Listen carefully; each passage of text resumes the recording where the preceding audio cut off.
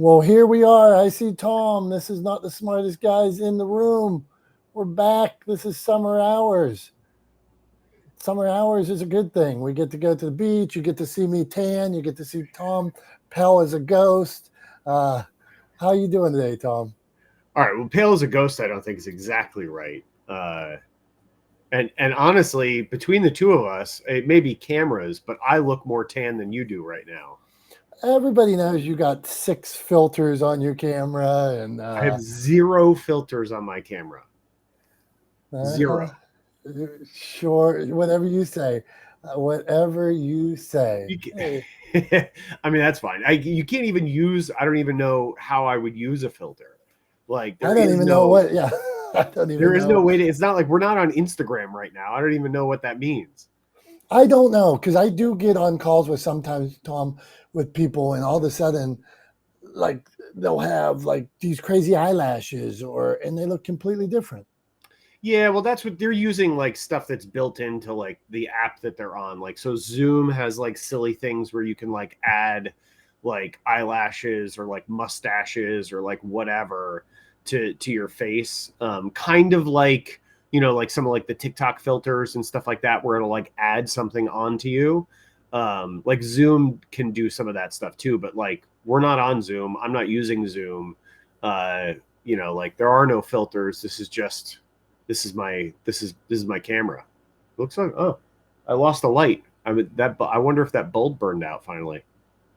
The light that's usually right here over my shoulder just went out. It was on when we first got on, but yeah, I wonder if that bulb burned out or the voltage is a little too low on the dimmer. I'll have to check it. Now, see, I need somebody to come in. I need a professional uh, producer to come into my studio here and say, you need diffusers and lights and everything. All right, let's get this started. Not the smartest guys in the room. How you doing today? Everybody out there, thank you for being here.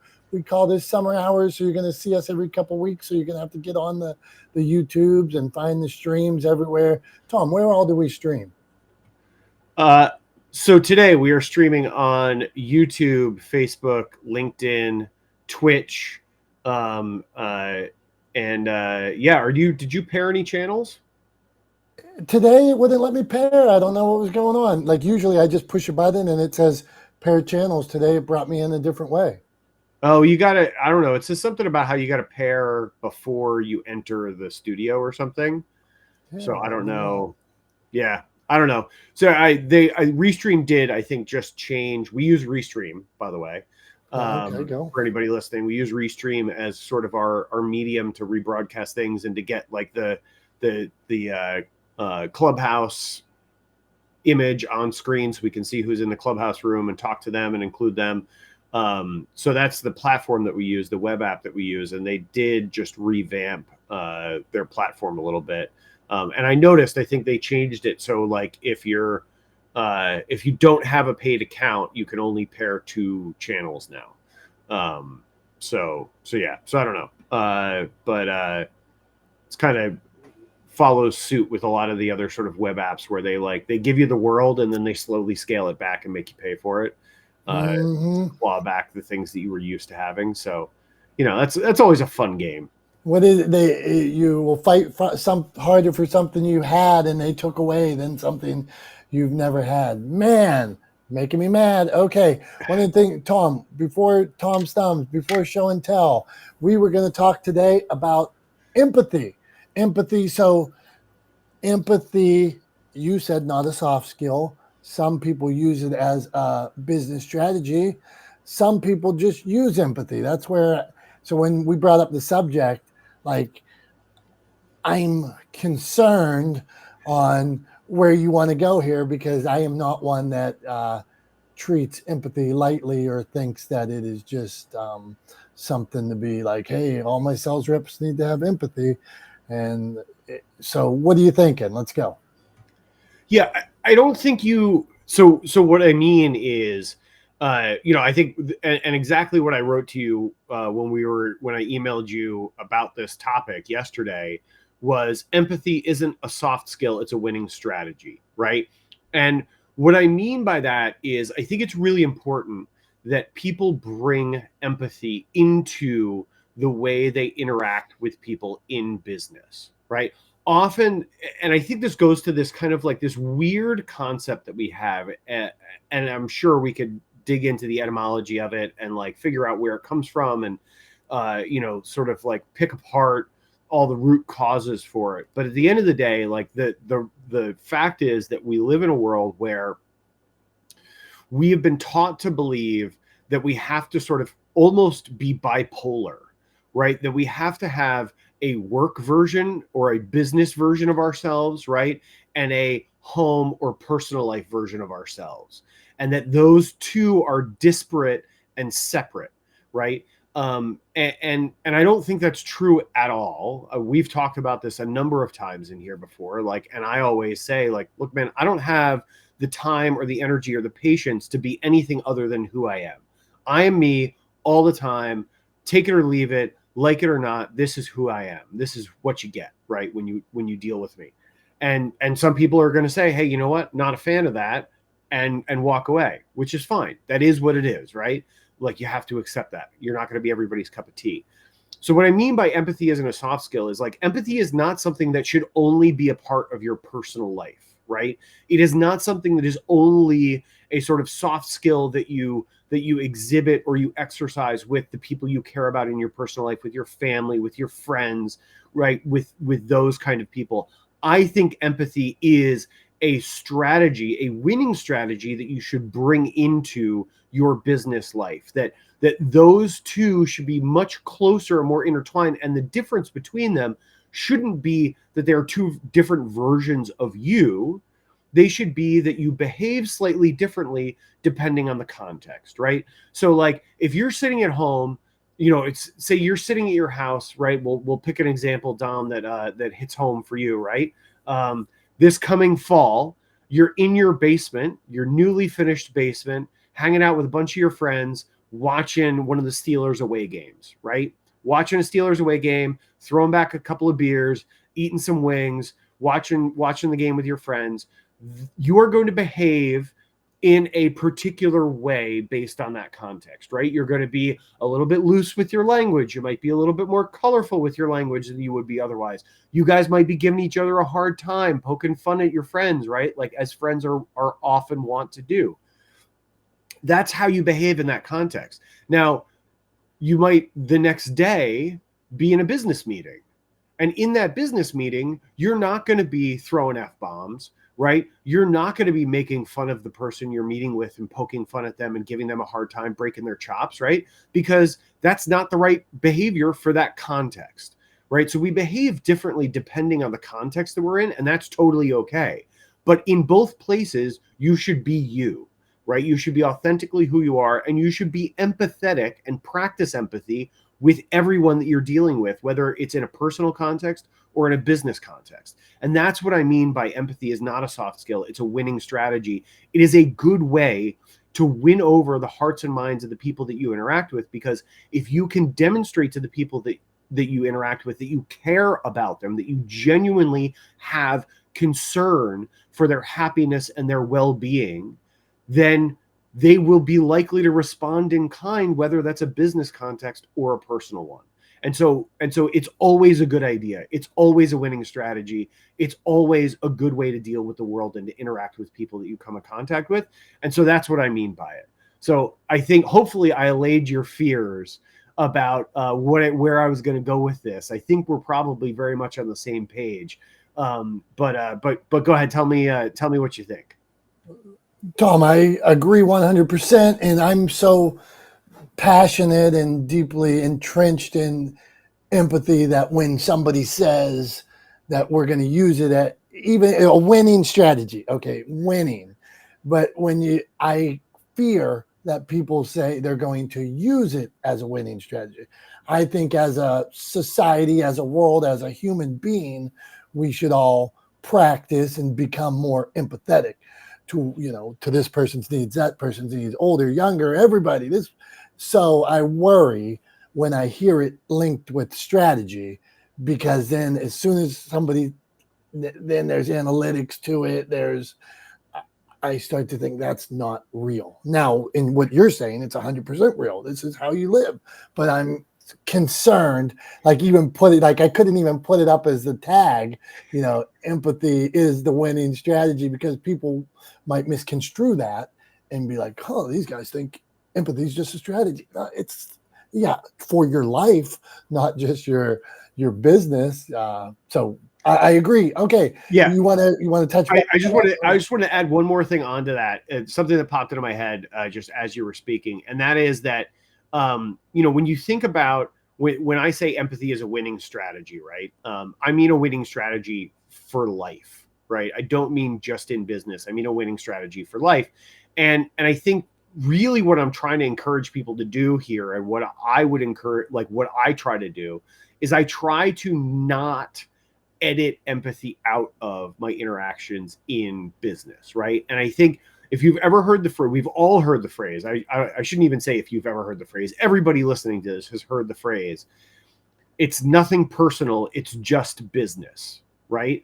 That phrase, that term is the epitome, is the representation of us editing empathy out of the way we interact with people in business. And that's what I want to sort of rail against and maybe encourage people to stop doing. It is personal, right? If you're dealing with another person and their livelihood or their employment status or their ability to put a roof over their head or their family's heads, like that's personal. So like, don't try to fool yourself. Don't try to edit empathy out of the way you interact with people. At the end of the day, it isn't just business. It's always personal, because you're always dealing with another person, right? So it may not be targeted at them. It may not be a decision that you made because of who they are, but it's personal, right? And so don't use that as an excuse to edit empathy out of the way you interact with people in business. Yeah, Tom, agree. You mentioned books. I'm reading Good to Great right now, and it looks at the like 500 best companies based on the stock market. They have to beat the stock performance and stuff, and they're talking about the leaders that ran the businesses, and empathy is right, and caring about their staff and their teammates was right up to the top. That what made these companies, these leaders, the best of the best. You could bring in, you could bring in celebrity leaders, and like big time, like the guys that had the name. That didn't make a company go from good to great. A lot of times it was the empathetic leader, the leader that didn't take all the credit, the leader that called his team up and sat down and had meetings with all of them. Those were the ones that made the difference. So let's get to some people here. Tom, not the smartest guys in the room. Thanks all for being here. I see Julie, Jim, Ajay, Debbie, Dave in the house here on Clubhouse today. We're on summer hours. Don't hold it against us. And we'll be on summer hours. So you'll see us in a couple weeks again. So you got to listen to the live streams. Right, Tom? Yeah, that's absolutely right. This show, other shows all kind of live on our platforms, on our YouTube channels, on our Facebook, on our LinkedIn platforms. So if you want to, if you miss on a Wednesday morning, if you find yourself missing not the smartest guys in the room, have no fear. There are plenty of backlogs of episodes on those platforms. So if you go to Motivation Champs on YouTube or Talix Media on YouTube, or either of our LinkedIns, Dom's LinkedIn or my LinkedIn, or Facebook, you can find lots of episodes of Not the Smartest Guys in the Room right there waiting for you to give a listen and be part of the conversation. So there's always a chance to listen to or watch Not the Smartest Guys in the Room, even if we're not live on a Wednesday morning, because as Dom said, it's the summer and vacations happen. What are you going to do? That's right. That's right. Okay, Sonia, my friend Sonia, author of Dropped in a Maze, successful podcaster, speaking on stages. Sonia, is empathy something that comes into your business, something that you see with when you're doing business with people, or is it you don't care? You'd rather order from Amazon. What do you got? Well, I mean, in my line of work, empathy is one of the major components because I'm a therapist. And part of being a therapist and what qualifies somebody and separates somebody from who is a successful therapist versus somebody who will not be successful in the field is that ability to empathize with the person. And I feel like anybody who has empathy for another person, I think showing empathy is so important, even whether in therapy or not. I feel like it's something that can be used across different field, variety of different professions and fields. Because after all, right, what is a lot of work entailing at the end of the day? Building relationships, right? One of the biggest foundations of having a relationship with somebody else is also empathy, compassion, kindness, right? Those are the major key components for that. And in order to be effective in communicating to another person and in order to get something out of it is you have to have empathy. Thank you, Sonia. I have a friend who's a therapist, and I consider him a mentor. And every time I ever speak to the gentleman, he just receives it and makes me feel special, makes me feel heard, make, and I believe he's listening to me. I believe like I'm better off because of it, and that I think he possesses this empathy. But when I talked to one of my friends about it, who also considers this gentleman a mentor, he said he said he always makes you feel heard, and wow, what a special gift. So keep doing what you're doing, Sonia. All right, Tom, before we go to Tom's thumbs, okay, we got Jason, we got Tom has a comment. What do you got, man? Yeah, well, I was just going to say to Sonia, like something that Sonia said resonated, and that was, the idea of using empathy or empathy being a building block for relationships, right? And I think everybody, for anybody that wants to push back on the idea of empathy, carrying empathy into your business dealings, I would turn right around and say, and hopefully Jim would back me up on this down there. He could throw something in the chat if he agrees, even if he doesn't want to chime in. But in sales, right? And Dom, you experienced this. You had a career in sales, right? In sales, it's all about the relationships, right? It's all about building relationships. Like the best sales performers are also the people who are really, really good at building relationships with their customers. And then the other side of things is like for anybody who's been in business or been involved in business, whether it's business development or sales or as a founder or an entrepreneur, one of the things that is commonplace through all of those sorts of roles in business is networking, right? And what's networking about? It's about building relationships, right? It's about building relationships to drive business. And if empathy is a building block for relationships, then it is very clear to me and should be clear to everybody else that empathy, practicing empathy in business is a winning strategy, right? Because it helps you build better relationships, which leads to better business performance over time. So I just wanted to reinforce that point. Sonia was talking about relationships, and it just popped into my head. But yeah, so Jason, we'll come around to you next. So how about you, Jason? How do you or how have you practiced empathy in your business? Well, in my business, I would have to say the way that I put myself in their shoes, right? Like it's very difficult because people like to think that someone's going to do you right, and they have rules, standards, regulations, all these things. But there's always exceptions to the rules, right? And people want to hold place, and sometimes you can't, but empathetically, if I were to put myself in a place where I have to say, let's say I have to say no to Tom. No, Tom, you can't go forward with that. Do I give an apology? Do I give an extenuating feeling statement? Maybe.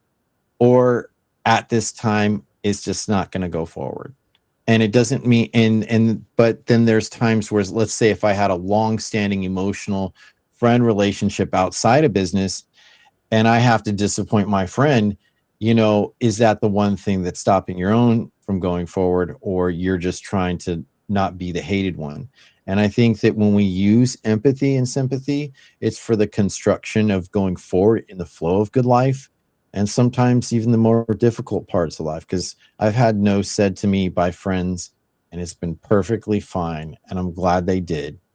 But then also when they say yes, they put themselves in my shoes. Yeah, sure, I've been a struggling whatever podcaster or whatever, but giving this space of empathy, like, hey, I understand you're working it out. I didn't have it worked out. We understand difficulties, but it's like what can be constructive in the flow of life. That's the way I use empathy, whether it's personal or professional. It's like, hey, I could see myself in your shoes. This is the way I would have handled it, but sometimes you don't need to explain that. So I'll just line. Cool. I appreciate that, Jason. And I think, I would add to that, I think one of the ways that, or one of the sort of differentiators between how you deal with someone when you have to sort of give them a no, right, in business, which we all have to deal with. There are times when you have to say no to somebody, right, whether it's a client or an employee or a partner or whatever. There are times when you have to say, no, we can't do that, or no, I won't do that.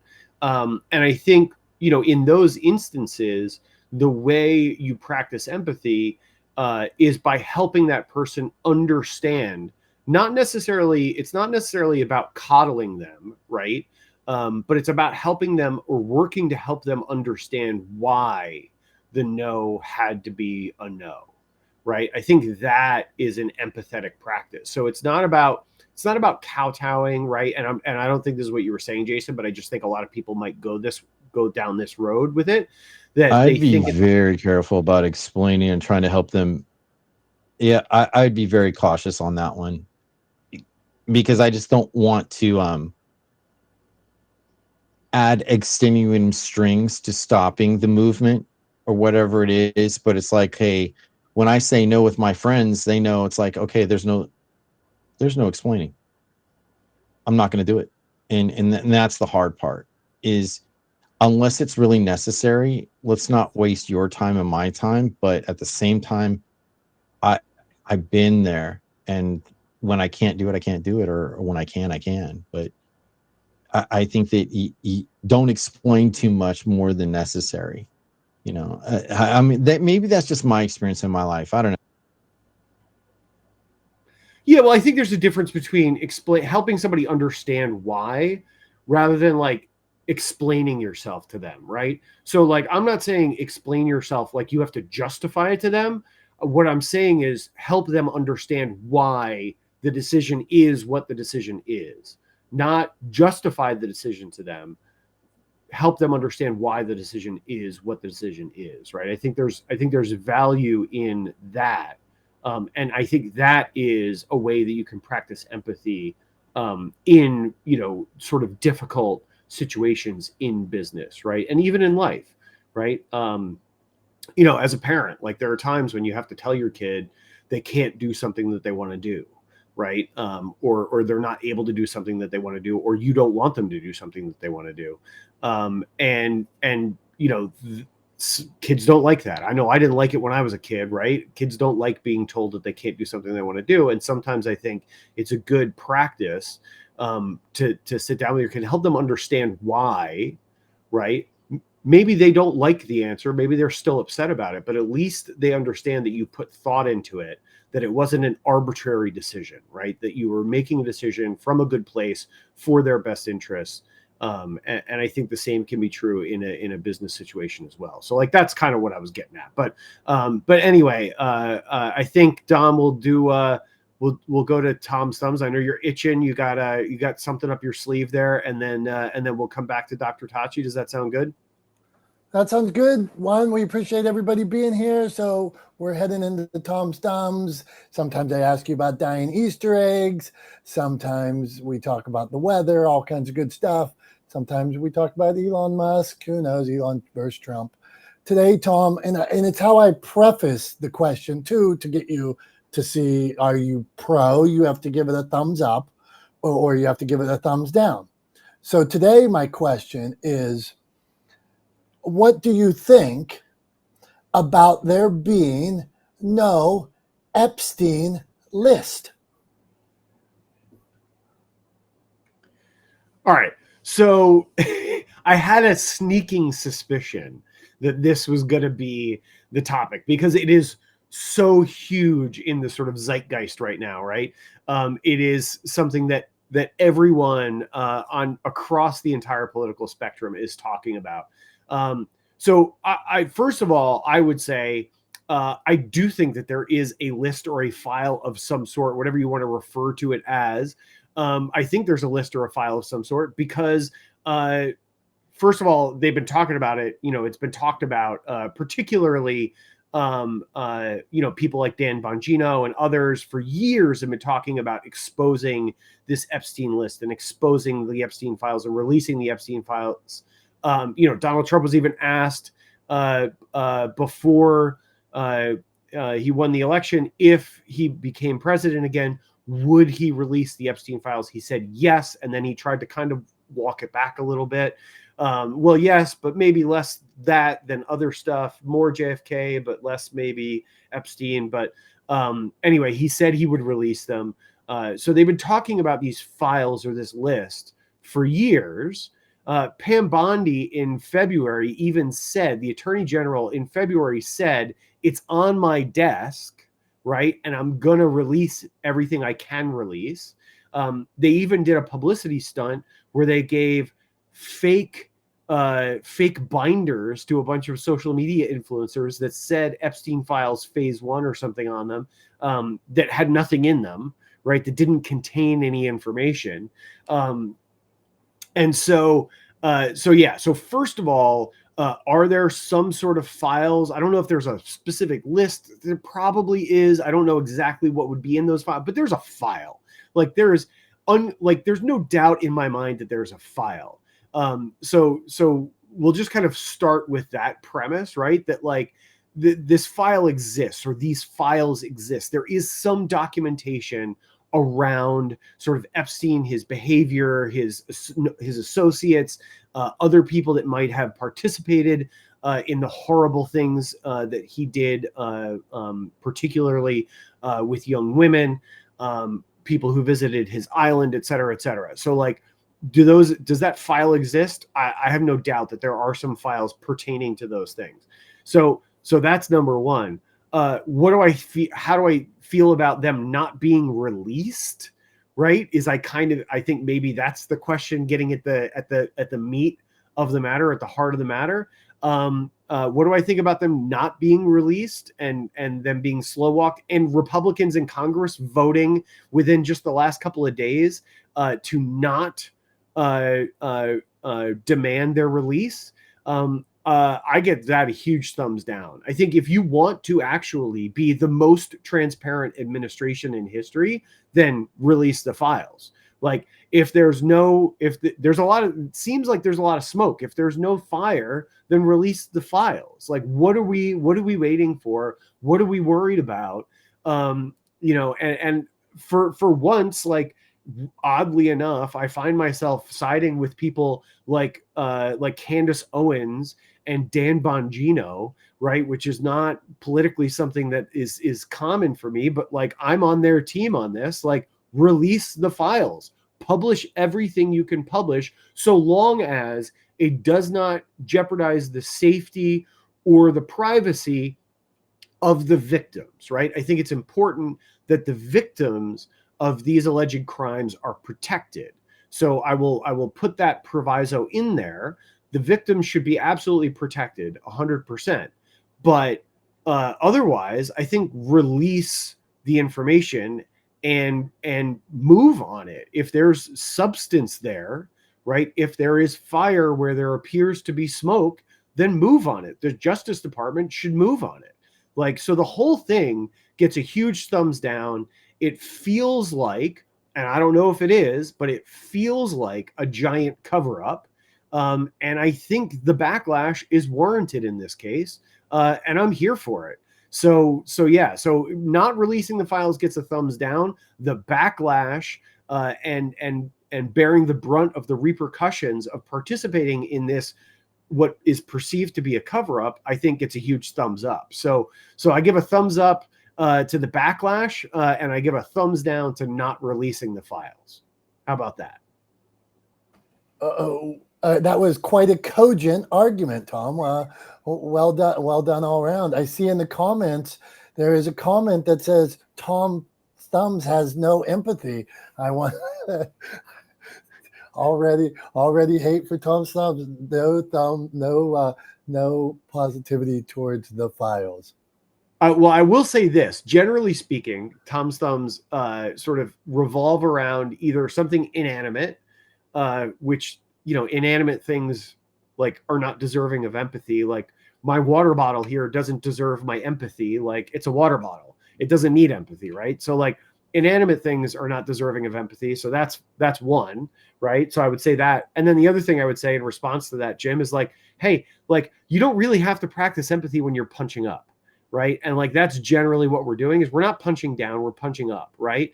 And so I don't think, I don't think like in this context that any of the sort of, knowing participants in this debacle are deserving of empathy for their participation in this debacle. So that would be my pushback against Jim saying that Tom's thumbs have zero empathy, that, you don't have to practice empathy necessarily when you're punching up or given the context. And I don't practice empathy for inanimate things because that's just weird. All right. Well thought out. Tom's on his game today. You're not wishy-washy. You're clear. You're clear, concise. All right. Good job. Not the smartest guys in the room. That was Tom's thumbs. All right. We're going to Dr. Tachi. Then we'll come back around. Anybody else want to jump up, talk on the subject? We started out, Dr. Tachi, talking about empathy today. It's more than just a strategy, but it is a good strategy if you use it. But we don't want people just to use it as a strategy. So, Dr. Tachi, if you want to talk about Tom teeter-tottering on the Epstein list, or if you want to talk about empathy, go on. What do you have for us? Good morning, everyone. So I have a question with empathy. Were you talking about empathy with regard to using it in business, or what was the context? Well, so we are talking about using in business, but what we came across and all agree on here is we don't want people just using it as a strategy and then not in their own life, or just saying, hey, let's be empathetic 10 times today. So on each call, make sure you're empathetic. Go on, Tom. Well, I would just add this, Dom, and maybe this helps give a little bit of context for you, Dr. Tachi. Like, yes, we're talking about it in a business context, and originally when I emailed Dom about the topic for today, I said empathy is not just a soft skill; it's a winning strategy. And really, what I mean by that, and I think the simplest way to sum it up, is that practicing empathy in business, in a business context, is a winning strategy. So not pretending to be empathetic, not using empathy, but practicing empathy, the practice of being empathetic in a business context is a winning strategy for business. That's sort of the topic. Now, I will tell you, see, I have trouble even saying it like that because I don't want to be the one on tape saying empathy's a winning strategy, because it can be so misconstrued. So that's why I'm dancing around it. Well, right. But I think saying, I totally get you. But I think the key word and the reason why I emphasized it is practicing empathy. Because if you are practicing empathy, then you are actively engaged in being empathetic. So it's not a ploy, right? It's not fake. If you are practicing empathy, you are being empathetic. So it's not it's not fake. It's not illusory. It's not kind of the things that you're worried about it being misconstrued as. If you practice empathy, you are being empathetic, right? And my argument is that practicing empathy is a good business strategy, right? I'm just saying be empathetic in the way you conduct business is essentially what I'm saying when I say practicing empathy in a business context, right? So Dr. Tachi, what are your thoughts on that? Okay, thank you so much for the context. I looking at, and Dominic actually just sort of referred to this. that it's very difficult to show empathy or be empathetic in business if you're not empathetic in everyday life. It then does come off as just for business sake and fake. And most people are not that good of actors that they can actually feign empathy. It is very important in a business sense because it shows that you have your clients, your customers, whoever it is, top of mind and in the front of mind. Because you only exist as a business because you have people that buy into and believe in that business, that patronize you. That's the sole reason you exist. It's the same thing with having for me having a show. The reason Mediascope exists is not because I want to sit there and talk to myself, but because people come and watch on a weekly basis, right? So being empathetic uh, to them just is natural because you don't exist without them. So of course you're going to take the audience into account, or in other types of business, your clients or customers into account. But this is not something that you can fake.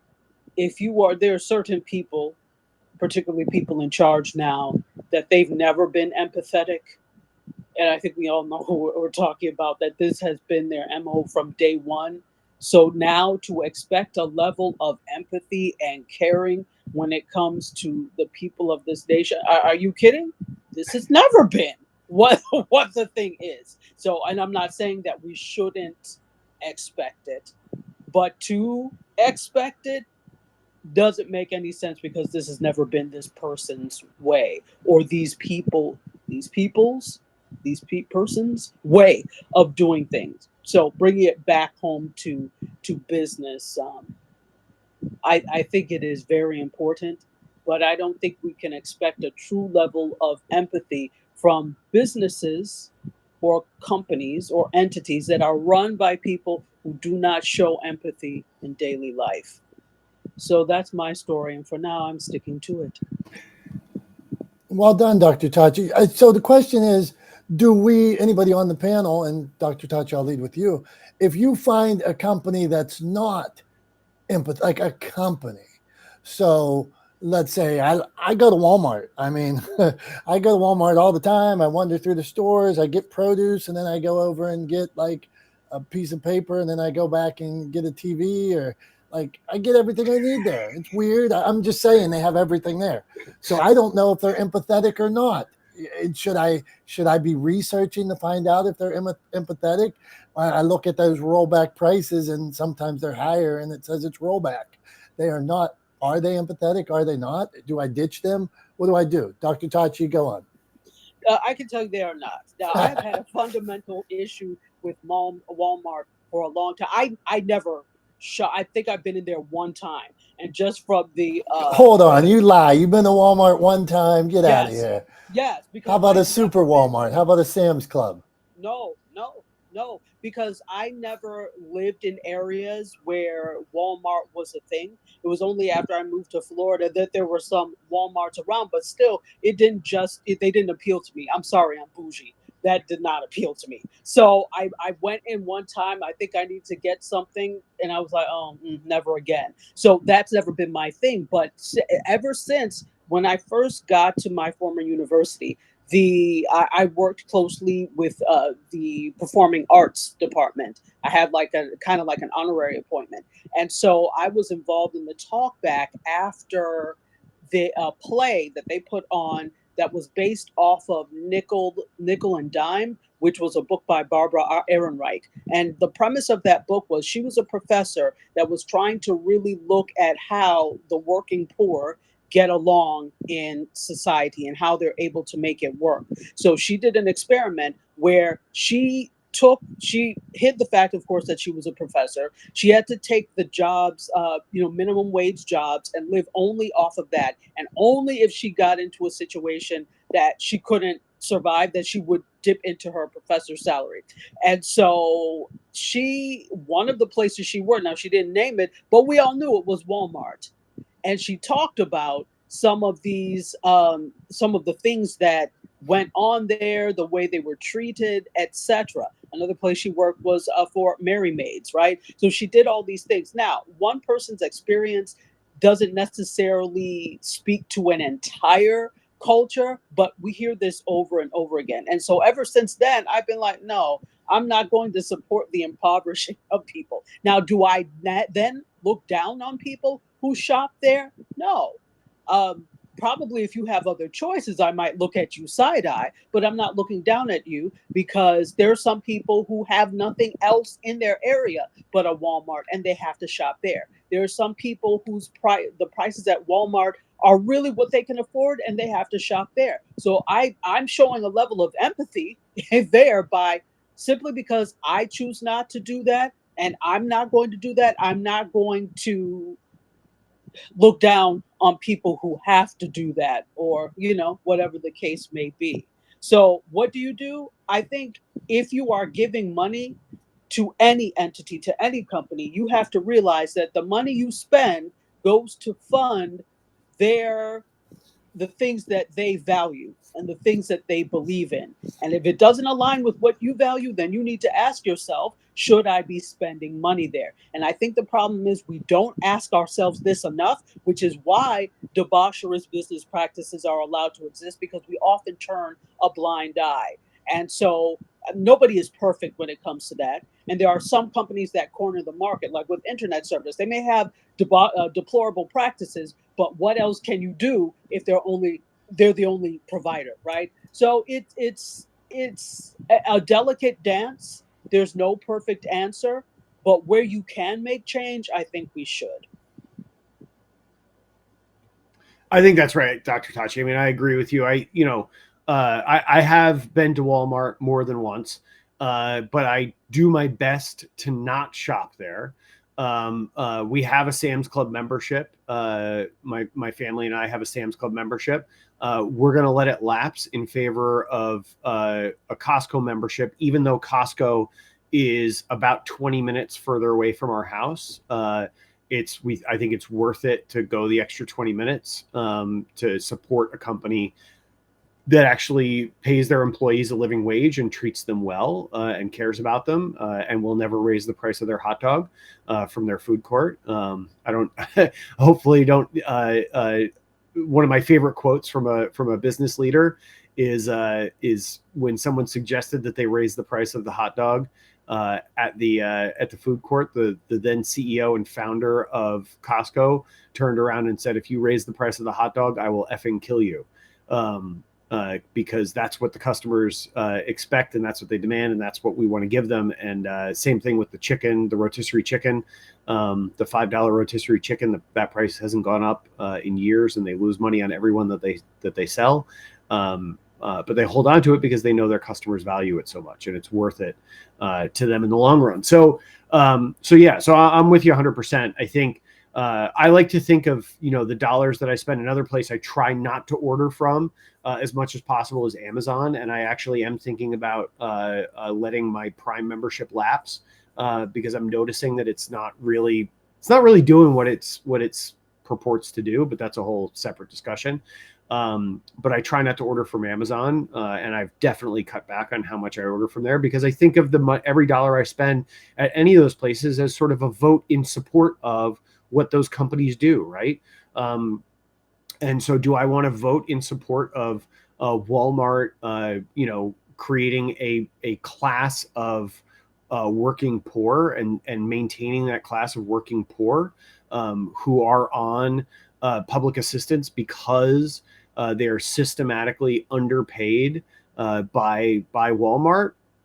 Not really. Don't want to vote in support of that. Do I want to vote in support of a company that forces its employees to not take bathroom breaks for fear of reprisal from their managers?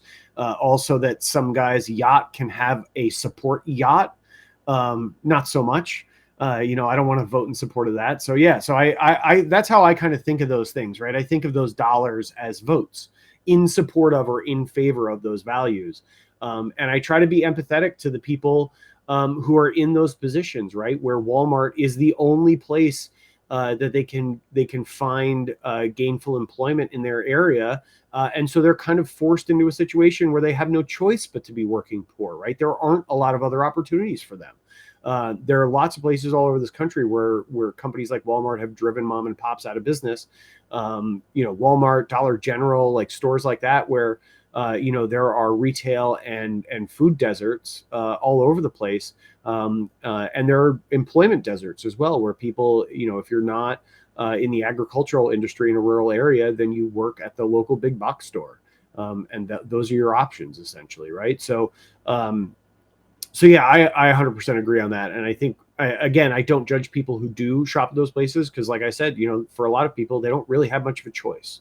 And that's the reality of it. So anyway, enough of me opining on that. Yeah, how are we going to get into? I was about to pivot. But you didn't even let me do it. I know, because I feel like that Bill O'Reilly time, where you ever see that Bill O'Reilly clip where he's doing, like, they make him segue. They segue from like a murder into like his fluff piece, and he's like, "What is going on here?" So I don't know how I come back from that. So what do you got? So let me hear how good you were going to do it. I'm dying over here. Well, I mean, I was gonna segue, but now you completely. I want to hear this segue. I'm preparing you for the segue because there would have been so much pressure on it. Now I want to pressure your segue.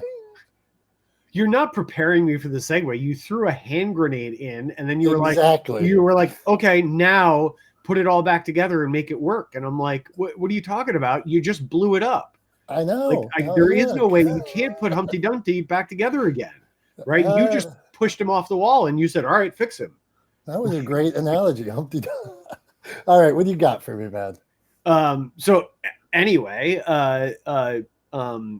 what I was gonna say was, before we get too much further along, I know we have one of my favorite segments coming up, and that is Dom's show and tell, and I'm going to follow Dom's show and tell with my own little sneaky surprise that I brought this week. So anyway, Dom, but without further ado, what do you have to show and tell us about this week? One, do you think at some point, Tom, I'll run out of show and tells? I'll have to go up to like my kids' rooms and steal stuff out of their rooms, or will my creativity last? I mean, I don't even think you've used half of the stuff that's just on the wall behind you. So I'm pretty confident that we've got a long way to go before you run out of show and tells. Yeah, and then will I even remember if I pulled up like a Yoda?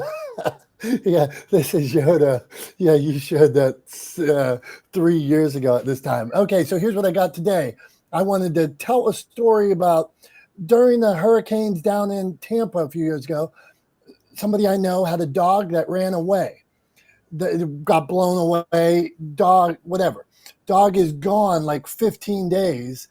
And they're crushed by it. Somehow this little dog comes back after 15 days after the hurricane. It finds its way home. The dog is named Ringo. So in my publishing life, I get to meet a lot of interesting people. And I got to meet Ringo and published a book on Ringo's Journey Home. This little dog that you see right here. I don't know what is that dog, Tom? What would you say that is? Yorkie? Maybe a Yorkie. Let's see. I think it actually says in there. But the Yorkie ran away. Or I say it ran away, but it got blown away. Maybe it was scared.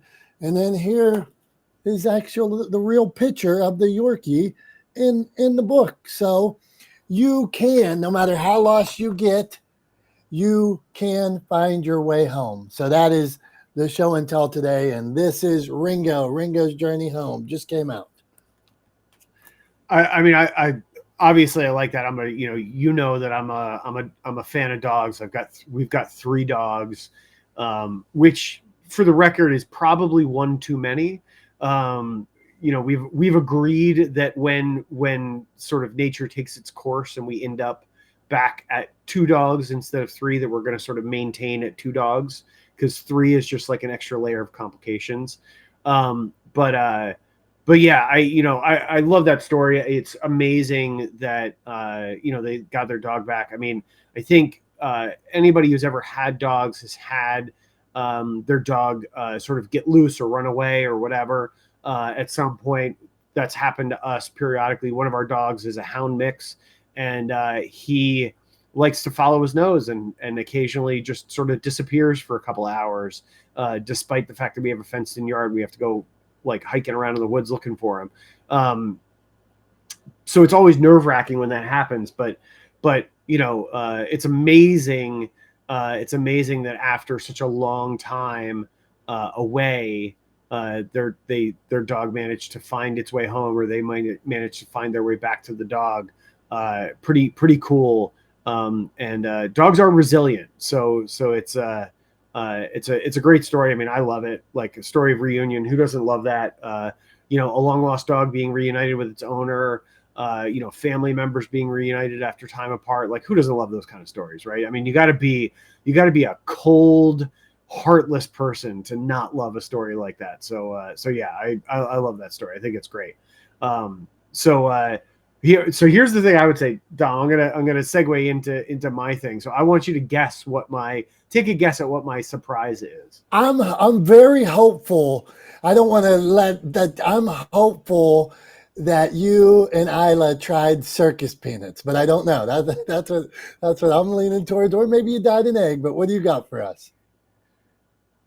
So Isla, sorry to disappoint, but Isla's not involved in this whatsoever. But my surprise is I have some Circus Peanuts. The package is sealed. I have never had one. I still have never had one. I'm going to right now open this package and try a Circus Peanut for the very first time. And you get to see my reaction live on the internet if you tune in. And if you haven't tuned in and watched the live stream, now's the time when you should. I'm going to mute myself real quick because the bag's going to be very loud as I open it. Okay, I wonder now. Tom thought one day that they actually tasted like peanuts, so I see him opening the bag here, and I mean, how does a guy think a circus peanut? They're orange and fluffy, and he thinks they taste like. So now he's got the mic open, and so turn your mic back on, Tom. We're looking at the Circus Peanut. Hold on, turn your mic on. Let's see. All right, my mic's on. My mic's on. Here we go. So yeah, so they say Circus Peanut, or they are Circus Peanuts. I've never had one before. I did look it up because I thought that they tasted like peanuts, like because that seems obvious. Like, why else are they shaped like peanuts if they don't taste like peanuts? Turns out they taste like banana, apparently. So anyway, I'm going to try my very first Circus Peanut, and we'll see if I'm on your dad's team or not, as to whether or not they're a good candy.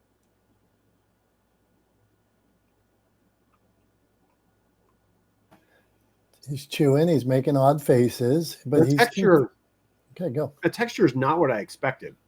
It's like because you expect it to be kind of like bouncy, like a marshmallow, and it's not.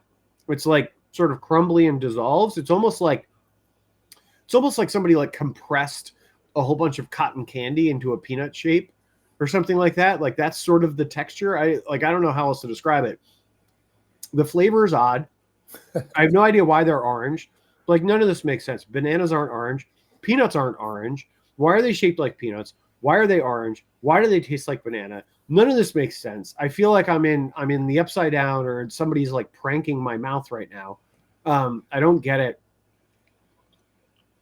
I've now eaten the whole thing.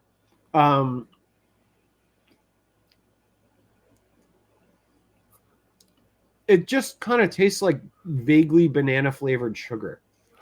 Yeah, I don't love them. I don't hate them, but I definitely don't love them. It's not, I wouldn't describe it as good. It's weird. It's unlike any candy I've ever had before. I don't know. I think I like Dr. Tachi in the comments. You trying Circus Peanuts is actually the latest episode of Black Mirror. Yeah, I don't know. They're like, oh, they're so sweet. Yeah, they're not a thumbs up for me. I'm not on your dad's team on this one. I don't think that they're a great candy. I think they're a holdover, and people like them because of nostalgia, not because of whether or not they're good. That's my take on Circus Peanuts.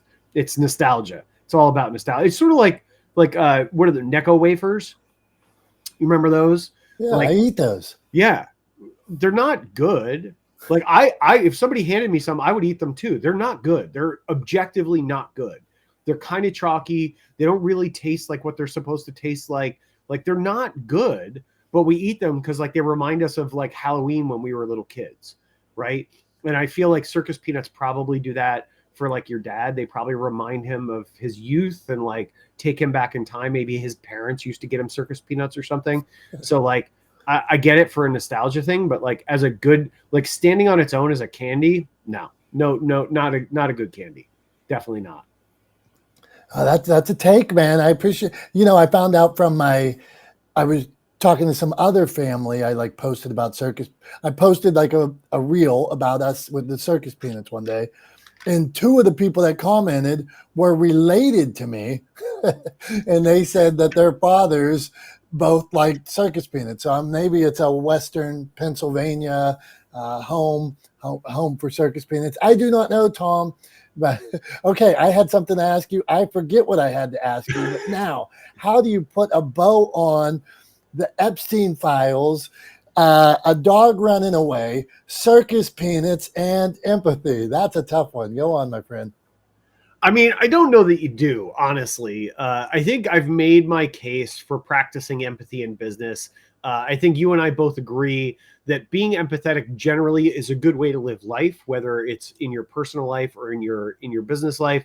I agree with Dr. Tachi. I think if people don't practice empathy in their personal lives, we have no reasonable expectation that they would practice it in their business lives. So, use that to sort of color your expectations and inform your expectations of people. And yeah, I mean, I think the rest of the stuff will just kind of let lie. Not a huge fan of Circus Peanuts. Can't wait for the Epstein Files to be released. And yeah, I mean, we're going to be on summer hours. I think we're off again next week. Right? You're out of town, Dom. Is that correct? Should we just talk about this now live with everybody real fast? Let's work this out so people know when we're going to be back. All right, we're definitely off next week. We could be off 2 weeks, Tom. I'm going to be in St. Louis the second week, so I might go from a corner of my uncle's house. And if you're on the live stream that day, you could see some real extra exciting things behind me. But I don't know. So we could be back in 2 weeks, or it may be 3. Well, 3 weeks Tom. I won't be around. Okay. Because I'll be out of town. So we got to try to go from my uncle's house. Yeah. If my internet's no good, I don't want you guys yapping at me and being like, "Oh, Dom sounds like an idiot today," or "Dom's camera's on." I'll take my camera to St. Louis and I'll do it in my uncle's kitchen, which is exciting. I love Uncle Tom, but his kitchen's a little bit different. I'll do it right from there. There you go. So 2 weeks. So we're off next week. We'll be back in 2 weeks, and then we'll be back 2 weeks again after that. In August. So that's as Dom mentioned earlier at the beginning, we're on summer hours. We hope you guys are too. I know I'm busy traveling around, enjoying the summer. I'm going to be this weekend. I'm actually going to Ohio, going to do another Ironman 70.3 because, those things are fun for me because I'm a lunatic. And then a couple of weeks after that, I'll be out of town again because I'm doing a full distance Ironman up in Ottawa. And then about 6 weeks after that, I'll be in France doing another Ironman because I'm out of my mind. But anyway, I hope all of you guys are having a good time traveling around, enjoying the summer while it's here. And until we see you in 2 weeks, I hope all of you have a great time. Enjoy the rest of your week, your weekend next week. Enjoy the summer, enjoy the sunshine, enjoy the warmth wherever you may be. And remember to just try to practice some empathy. And until we see you in 2 weeks, that's all I got to say. So love you guys. Appreciate you. You guys are the reason why we do this every couple of weeks during the summer. But you guys are the reason why we show up for Not the Smartest Guys in the Room. And we appreciate you every time you do. For Dom, I'm Tom. We're Not the Smartest Guys in the Room. And we'll see you in a couple of weeks. Bye-bye, everybody.